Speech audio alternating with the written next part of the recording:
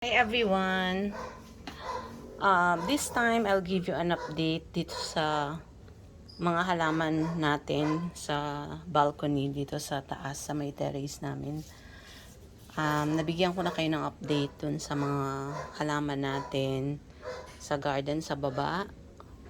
Tas pinakita ko na rin yung itsura ng mga plants naman natin sa labas ng bakod.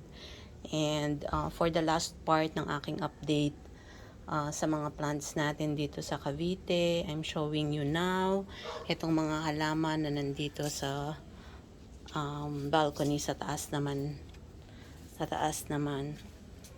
So ito yung ating mga philodendron lemon lime. Actually kinat ko na tong mga to kasi sobrang tataas na nila, over na sila dun sa mga pole. At ito maganda naman na tinitriman yung mga plants kasi lalo silang gumaganda, tapos dumadami yung sanga nila. So okay lang na i-trim natin yung mga plants natin from time to time. And ito yung mga succulents natin, mga snake plant na nandito sa top layer.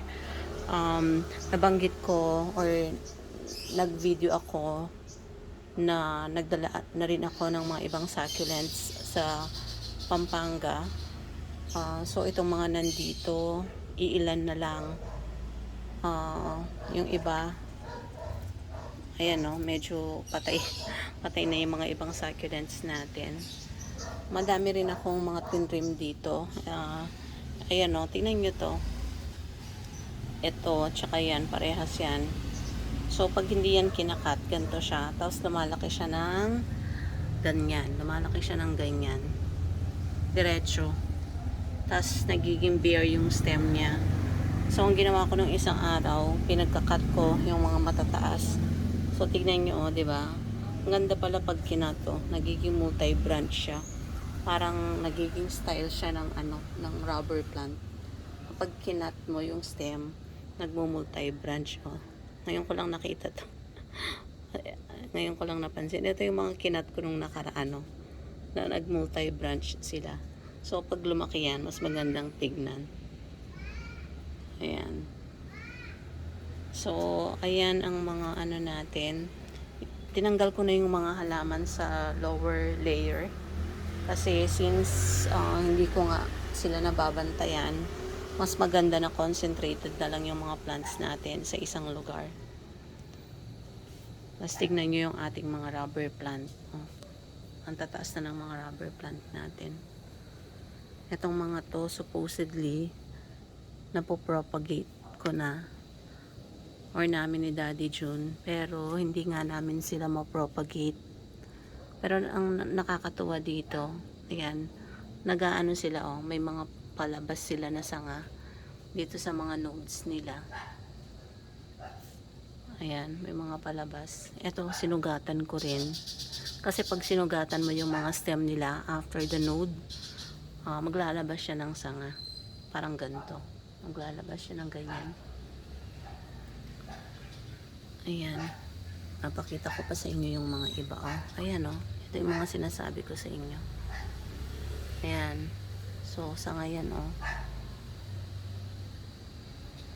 So, ayan ang mga rubber plant natin. Ito yung money plant. Ito yung desert rose. Ito actually balak ko ring dalhin to sa Pampanga. Hindi ko lang alam kung kailan ko yan madadala doon. Pero meron na tayong nadalang ganto, yung dalawang na propagate natin doon sa Pampanga. So pararamihin natin yon. Tapos ito, ang ating bougainvillea, si Mr. and Mrs. namulaklak na siya ulit. Tapos meron pa tayong isang rubber plant dyan. Ano pa ba? May rubber plant tayo doon. Yung mga ibang halaman doon sa sulok, tinanggal ko na.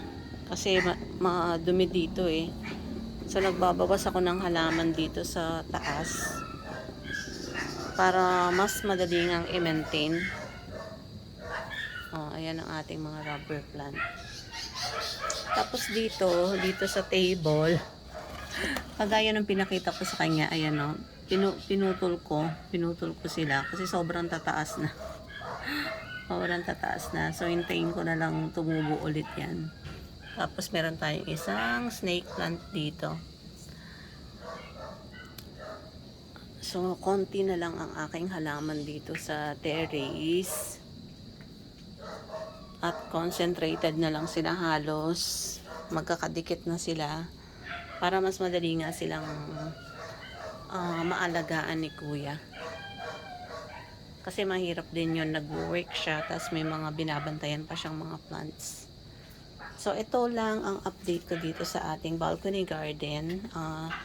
Thank you everyone for watching this video. And siguro matagal-tagal pa bago ko kayo ulit ma-update dito sa ating plants dito sa Cavite. So, thank you everyone for tuning in. God bless and stay safe. Bye-bye.